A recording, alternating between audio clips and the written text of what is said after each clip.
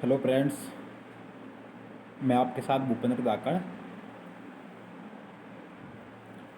आज हम लोग बायोलॉजी स्टार्ट करने जा रहे हैं, जिसके अंतर्गत हम लोग सबसे पहले तंत्रिका कोशिका यानी कि नर्वस सिस्टम को पढ़ेंगे।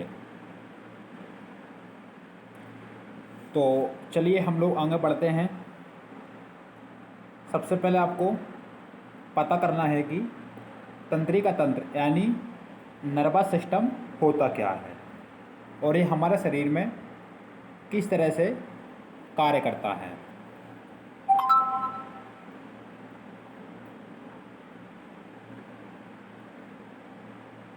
तो चलिए हम लोग पढ़ते हैं तंत्रिका तंत्र के बारे में। एक ऐसा तंत्र जो सोचने, समझने, स्मृति रखने के साथ साथ पूरे शरीर को नियंत्रण रखता है, तंत्रिका तंत्र कहते हैं। तो फ्रेंड्स, आपको पता करना है एक ऐसा तंत्र जो सोचने, समझने, स्मृति रखने के साथ साथ पूरे शरीर को कंट्रोल करता है, उसको हम लोग क्या बोलेंगे? तंत्रिका तंत्र। यह धागेनुमा संरचना जैसी होती है, जिसे तंत्री कोशिका कहते हैं। इसी तंत्री कोशिका को न्यूरॉन कहा जाता है। यह सबसे बड़ी कोशिका होती है। न्यूरॉन कोशिका कभी भी विभाजित नहीं होती। यहाँ से आपके एग्जाम के दृष्टि से देखा जाए तो कुछ क्वेश्चन यहाँ से निकल सकते हैं, जैसे कि आपसे पूछ सकते हैं तंत्रिका तंत्र की संरचना कैसी होती है, यानी कि धागे नुमा। मानव शरीर सबसे बड़ी कोशिका कौन सी होती है? न्यूरॉन। ऐसी कौन सी कोशिका है जो कभी भी विभाजित नहीं होती? कौन सी है? न्यूरॉन्स। तो चलिए हम लोग इसी के साथ आगे बढ़ते हैं। क्योंकि हमारे शरीर में है कोशिका सभी प्रकार की गतिविधियों के लिए जिम्मेदार होती है। इसे कार्यात्मक समन्वय की इकाई कहते हैं। आप लोगों को पता करना है कि कार्यात्मक समन्वय की इकाई किसे कहते हैं, क्योंकि हमारे शरीर में है कोशिका सभी प्रकार की गतिविधियों के लिए जिम्मेदार होती है। इसे क्या बोलेंगे? Functional coordination units.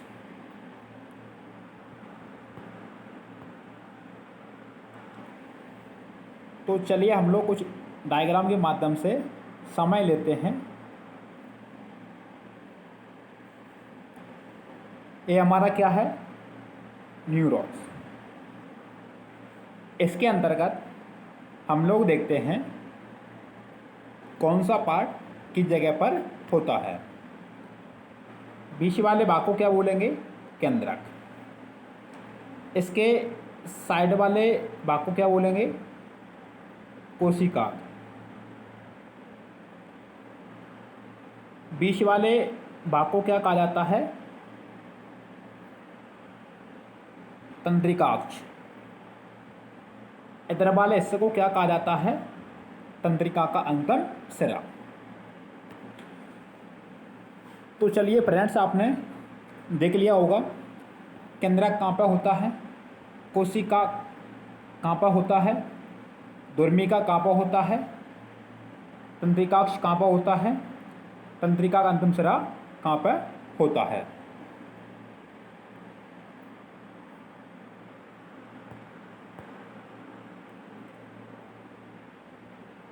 कुछ हमारे शरीर में तंत्रिका तंत्र की संरचना इस तरह से होती है। इस इमेज के माध्यम से आप लोग यहाँ पर देख सकते हैं।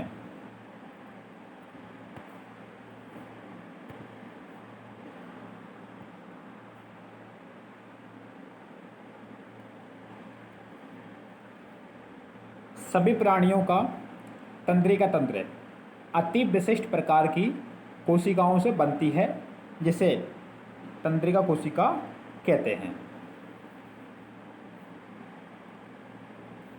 यानी इसमें कहा गया है कि सभी प्राणियों का तंत्रिका तंत्र अति विशिष्ट प्रकार की कोशिकाओं से बनती है, जिन्हें तंत्रिका कोशिका कहा जाता है। यानी जितने भी जीव जंतु हैं उन सभी में तंत्रिका कोशिकाएं पाई जाती हैं। जैसे कि मानव में अलग, पशु पक्षियों में अलग, और जितने भी जो जीव जंतु हैं सभी में अलग अलग प्रकार की तंत्रिका कोशिकाएं पाई जाती हैं। ये विभिन्न प्रकार के उद्दीपनों को पहचान कर ग्रहण करती हैं तथा इनका संचार करती हैं। यानी तंत्र का क्या काम रहता है?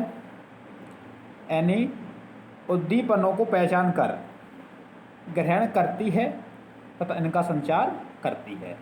ये किसका काम है? तंत्रिका तंत्र का। तंत्रिका कोशिका भ्रूण की एक्टोडर्म से बनती है। मोस्ट इम्पोर्टेंट क्वेश्चन है, यहाँ से आपसे क्वेश्चन पूछा जा सकता है। इसको आपको याद करते हुए चलना है कि तंत्रिका कोशिका किससे मिलकर बनती है? भ्रूण के एक्टोडर्म से। ये आपको याद करना है। तंत्रिका कोशिका शरीर की सबसे लंबी कोशिका होती है। इसको भी आपको याद करना है, इम्पोर्टेंट है, आपसे एग्जाम में पूछा जा सकता है।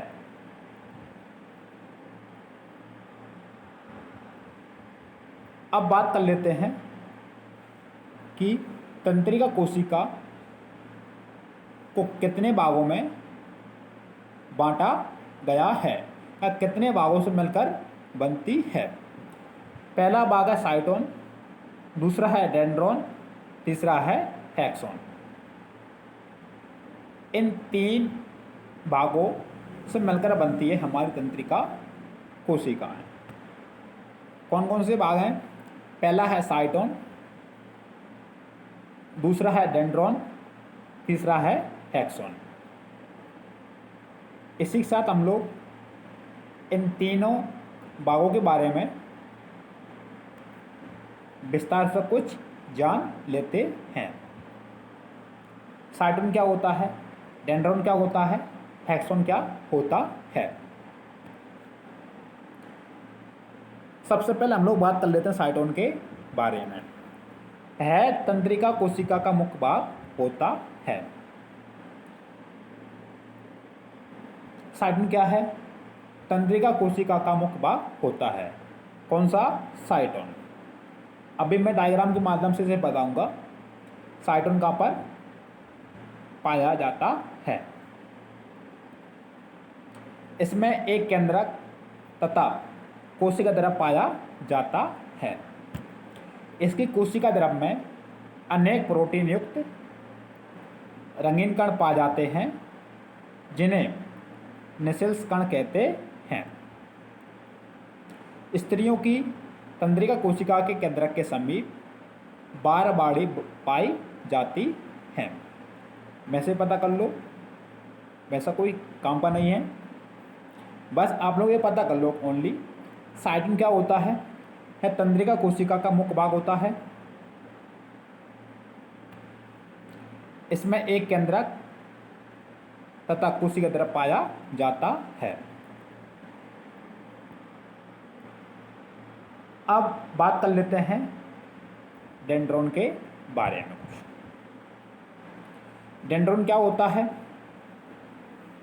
साइटोन से प्रवर्धित होकर लगातार विभाजित होने वाले छोटे तंतु जिनमें नेसेल्स कण भी पाए जाते हैं उसे डेंड्रॉन कहलाते हैं।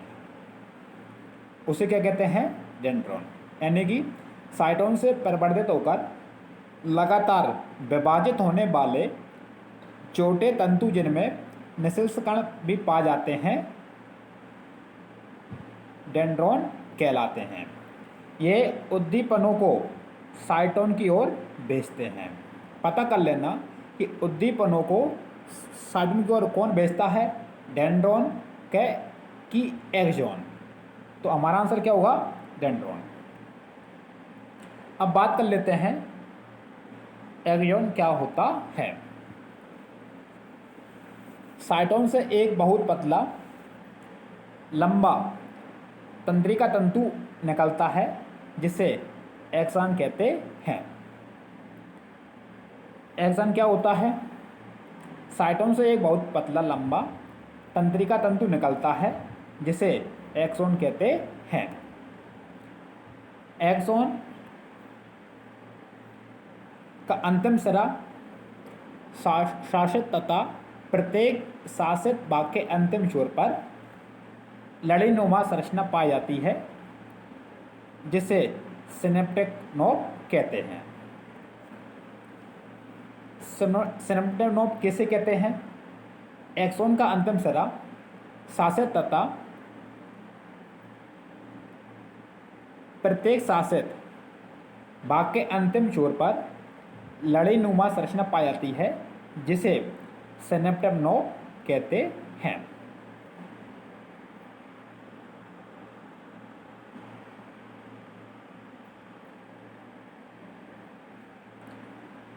ए नोब्स दूसरे न्यूरॉन के डेंड्राइट की नोब के साथ विशेष संबंध रचाते हैं तथा एक न्यूरॉन अपनी सूचना को दूसरे न्यूरॉन को हस्तांतरित करते हैं। नोब्स का काम क्या होता है?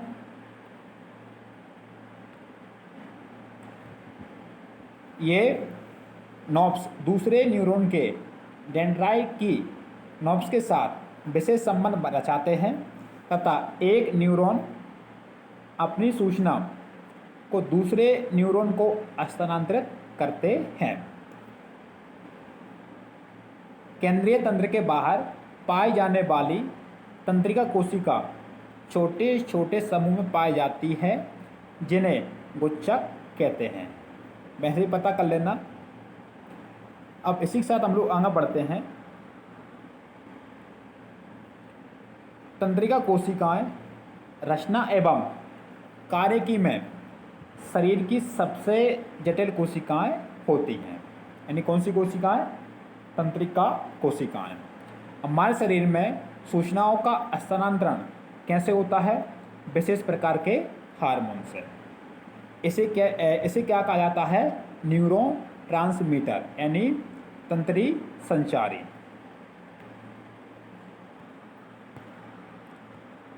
तो हम लोग एक बार डायग्राम के माध्यम से समय लेते हैं।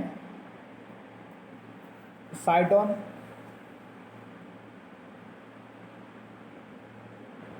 कहाँ पर होता है? डेंड्रॉन कहाँ पर होता है? एक्सॉन कहाँ पर होता है?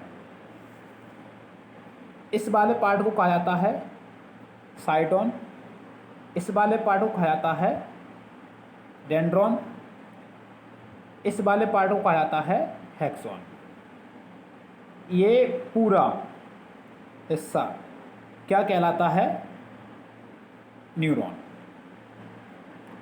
चलिए हम लोग इसी के साथ आगे बढ़ते हैं। आशा करता हूँ ये सारी चीज़ें आपको डायग्राम के माध्यम से क्लियर हो रही होंगी। जैसे मैंने आपको बताया था इससे पहले कि हमारे शरीर में जो तंत्रिका कोशिकाएं होती हैं वो कैसी होती हैं? धागेनुमा।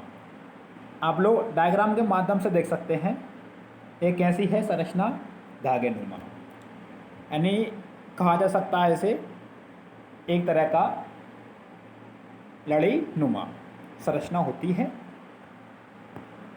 अब इसी के साथ हम लोग आगे बढ़ते हैं कि तंत्रिका कोशिकाएं के प्रकार। अभी हम लोगों ने क्या पढ़ा था इससे पहले कि तंत्रिका कोशिकाओं को कितने भागों में बांटा जाता है, 3 भागों में।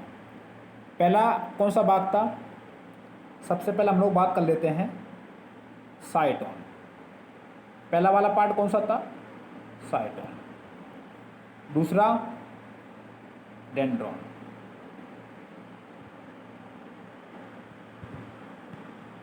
तीसरा हेक्सोन। ये क्या थे, तंत्रिका कोशिका के भाग। अब हम लोग बात कर लेते हैं तंत्री कोशिकाएं के प्रकार, यानी कितने प्रकार की होती हैं तंत्रिका कोशिकाएं। पहला भाग है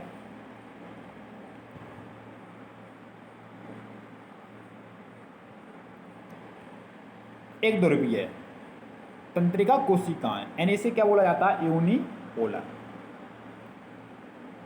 इसका काम क्या है, यूनिपोलर क्या कहा जाता है, किसे कहते हैं, ये हम अभी डायग्राम के माध्यम से समझ लेंगे। इसमें साइटोन से एक प्रवर्ध निकलकर शीघ्र 2 प्रवर्धों के एक डेंड्रॉन व एक एक्सोन में बट जाता है।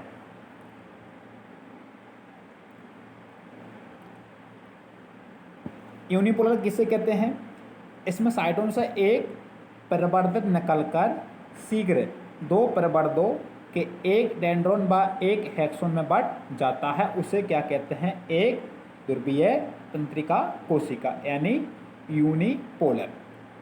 अब बात कर लेते हैं द्विध्रुवीय तंत्रिका कोशिका के बारे में, यानी इसे क्या कहा जाता है, बायोपोलर। इसमें साइटोन के एक तरफ डेंड्रॉन तथा दूसरी तरफ एक हेक्सोन होती है, उसे क्या कहा जाता है, बायोपोलर, यानी द्विध्रुवीय तंत्रिका कोशिका। अब बात कर लेते हैं नेक्स्ट, तीसरी है बहुध्रुवीय तंत्रिका कोशिका। इसे कहा जाता है मल्टीपोलर। इसमें एक हेक्सोन तथा कई डेंड्रॉन होते हैं। कशेरुकियों में अधिकांश तंत्रिका कोशिकाएं इसी प्रकार की होती हैं। एक बार इन तीनों का मैं आपको इमेज बता देता हूं, इस इमेज के माध्यम से आपको और भी क्लियर हो जाएगा यूनिपोलर क्या होता है, बायोपोलर क्या होता है, मल्टीपोलर क्या होता है। चलिए हम डायग्राम के माध्यम से इन तीनों प्रकारों को अच्छे से समझ लेते हैं। जैसे कि मैंने आपको बताया था यूनिपोलर, यानी कि एक ध्रुवीय तंत्रिका कोशिका क्या होती हैं, यानी मैंने आपको बताया था इसमें साइटोन से एक, यानी इसमें एक प्रवर्ध निकलकर शीघ्र 2 प्रवर्धों के एक डेंड्रॉन व एक एक्सोन में बट जाता है। मैं आपको बता देता हूँ, बीच में क्या है, ये केंद्रक, इसके चारों ओर ये क्या है, केंद्रक तरफ, ये क्या है, एक्सोन, यानी जो ऐसी आकृति रहती है उसे क्या बोला जाता है, यूनिपोलर। अब हम लोग बात कर लेते हैं, मैंने आपको बताया था बायोपोलर यानी द्विध्रुवीय तंत्रिका कोशिका के बारे में। ये बीच में क्या है, केंद्रक, इसके चारों ओर क्या है, कोशिका तरफ, ये बीच वाला पार्ट क्या है, एक्सॉन, ये क्या है? डेंड्रॉन। ऐसी आकृति रहती है उसको क्या कहा जाता है? बायोपोलर, यानी द्विध्रुवीय तंत्रिका कोशिका। इसकी मैंने आपको डेफिनेशन बताई थी। इसमें साइटोन के एक तरफ डेंड्रॉन, ये क्या है? डेंड्रॉन,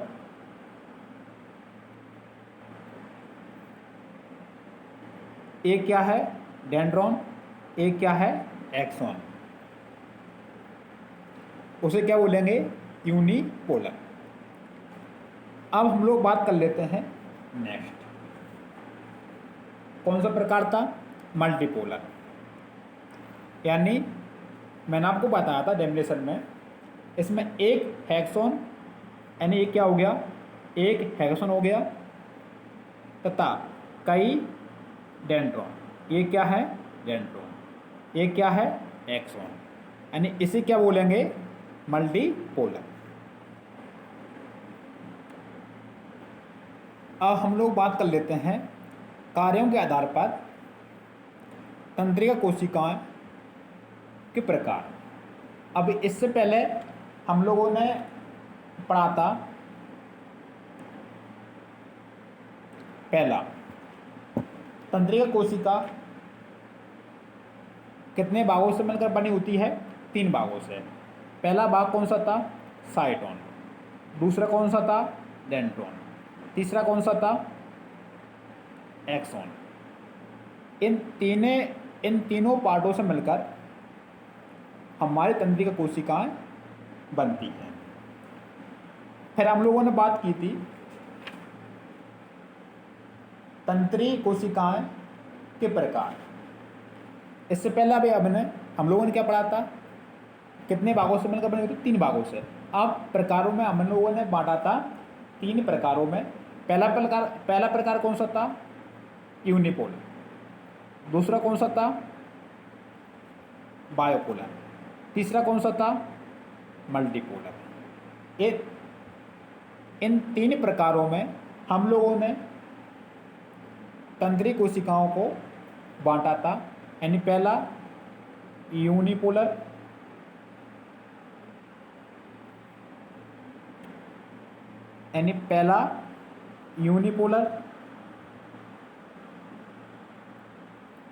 दूसरा बायपोलर,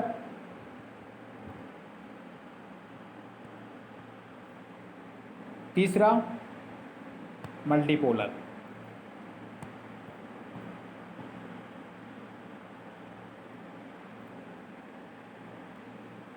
इन 3 भागों में हम लोगों ने तंत्रिका कोशिकाओं को बांटा था, प्रकारों में। अब हम लोग बात करते हैं कार्यों के आधार पर 3 प्रकार की तंत्रिका कोशिकाएं होती हैं। अब वो 3 प्रकार कौन कौन से हैं? पहला है संवेदी तंत्रिका कोशिका, यानी इसको कहा जाता है इंग्लिश में सेंसरी नर्वस सिस्टम। ये आवेग के गहराई अंगों से मस्तिष्क में ले जाती हैं। यानी सेंसरी न्यूरॉन्स का काम क्या रहता है? ये आवेग के गहराई अंगों से मस्तिष्क में ले जाती हैं। कौन? संवेदी कोशिकाएं। अब सेकंड है प्रेरक या चालक तंत्रिका कोशिका, इसको कहा जाता है इंग्लिश में मोटर न्यूरॉन्स। इसका काम क्या है? ये आवेग को मस्तिष्क से कार्यकारी अंगों में ले जाती है। कौन? प्रेरक या चालक तंत्रिका कोशिका, यानी मोटर न्यूरॉन्स।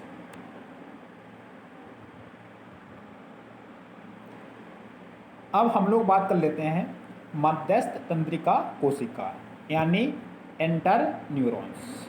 इसका काम क्या है? यह 2 अधिक तंत्रिका कोशिकाओं के बीच संबंध स्थापित करने का कार्य करती है। कौन? मध्यस्थ तंत्रिका कोशिका। ये आपको पता करना है इन तीनों को। सेंसरी न्यूरॉन्स क्या होता है? मोटर न्यूरॉन्स क्या होता है, एंटर न्यूरॉन्स क्या होता है। तो चलिए मैं आपको डायग्राम के माध्यम से इसको और क्लियर कर देता हूँ कि सेंसरी क्या होता है, मोटर न्यूरॉन्स क्या होता है, एंटर न्यूरॉन्स क्या होता है। ये हमारा डायग्राम है। इस डायग्राम के माध्यम से आप लोग अच्छे से समझ सकते हैं। ये क्या है, रिसेप्टर, रिसेप्टर है। ये क्या है, सेंसरी न्यूरॉन्स। ये क्या है, एंटर न्यूरॉन।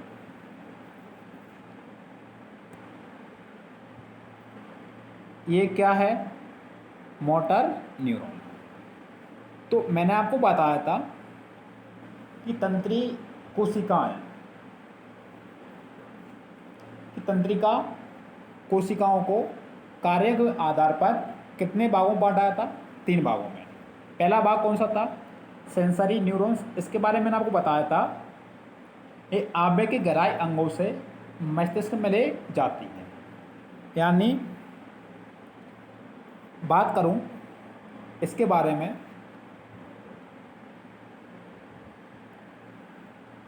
यहाँ पर माना कि कोई चोट लगी, ये हमारा हाथ है, पैर है, कुछ भी आप लोग मान सकते हैं। यहाँ पर चोट लगी, ये सेंसरी न्यूरॉन्स का काम क्या रहता है, ये सूचना को कहाँ पर पहुँचाना, मस्तिष्क तक। यहाँ पर क्या है, एंटर न्यूरॉन्स। इससे कौन सी न्यूरॉन से जुड़ी है, मोटर न्यूरॉन्स। यानी इन दोनों को जोड़ने का काम कौन सी न्यूरॉन्स कर रही है, सेंसर न्यूरॉन्स और मोटर न्यूरॉन्स। ये यहाँ पर चोट लगी है, इसका मतलब सेंसर न्यूरॉन्स काम क्या रहता है, मस्तिष्क तक सूचनाओं को पहुँचाना। और एपेक्टर काम क्या रहता है, मोटर न्यूरॉन्स काम क्या रहता है, ये सूचना को इधर एपेक्टर करती है इन रिस्पॉन्स कि पैर में या हाथ में या किसी जगह पर चोट लगी है। ये हमारे तीनों कार्य रहते हैं, यानी संवेद तंत्रिका कोशिका, प्रेरक या चालक तंत्रिका कोशिका, मध्यस्थ तंत्रिका कोशिका। यानी मैंने आपको बताया था सेंसरी न्यूरॉन्स,